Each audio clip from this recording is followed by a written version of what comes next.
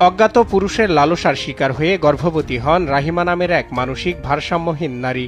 পরে হঠাৎ রাস্তার পাশে প্রসব ব্যথায় কাতরাচ্ছিলেন তিনি। পথচারীরা বিষয়টি দেখে দ্রুত 999-এ ফোন করলে প্রশাসন ও স্থানীয় ইউপি সদস্যের সহায়তায় তাকে হাসপাতালে নিয়ে যাওয়া হয়। পরে শুক্রবার গভীর রাতে ফুটফুটে এক পুত্র সন্তানের জন্ম দেন ওই পাগলি।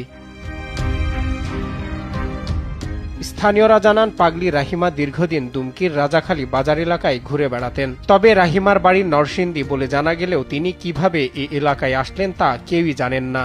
গর্ভধারণের পর দুমকির একটি পরিবার মানবিক কারণে তার যত্ন নিত। তারা এখনো পাশে দাঁড়িয়েছেন। ওনাকে পেয়েছি আমরা প্রায় 7-8 মাস আগে।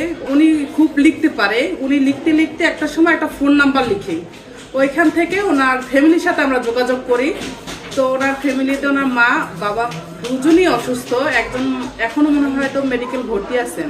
তো ভাইয়ের সাথে কথা হয়েছে, তারা বলছে যে আপনারা রাখেন, যদি ও আসতে চায় তাহলে আমরা ওকে নিব, আর যদি না আসতে চায় আপনারা রাখবেন। তো আমার বোন বলছে যদি না যায় আমি রাখবো ওকে।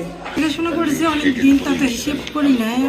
ও আসছে আমাদের বাসায় গেছে, যাওয়ার পরে ও বলছে যে ভাবি আমি আসছি, আপনার বাচ্চা কাচ্চা কয়টা এটা জিজ্ঞেস করছে। জিজ্ঞেস করার পর বলছি যে আমার 4টা বাচ্চা। বলছে যে আমার পেটেও বাচ্চা নড়াচড়া করে। ওর 2 ফ্যামিলি, ওর বাবার ফ্যামিলি, হাজবেন্ডের ফ্যামিলি নিয়ে যদি কিছু বলি আপনি মানসিক রোগী হয়ে যাবেন। তো ও তো রোগী হওয়ার কথাই, এরকম কথা বলছে। আমি এমনিতেও কথা বলছি। বর্তমানে পাগলি রাহিমার নবজাতক সন্তানকে পটুয়াখালীর 250 শয্যা বিশিষ্ট হাসপাতালের স্ক্যানো বিভাগে ভর্তি করা হয়েছে। সেখানে চিকিৎসাধীন অবস্থায় আছে।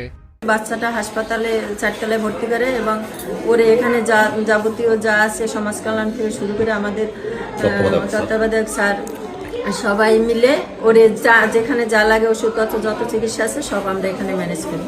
এদিকে সমাজসেবা অফিসের পক্ষ থেকে পাগলি রাহিমার জন্য সব ধরনের ব্যবস্থা নেওয়া হয়েছে বলে জানালেন এই কর্মী। কালকে যখনই আমরা শুনে এখানে আসিয়া ওদের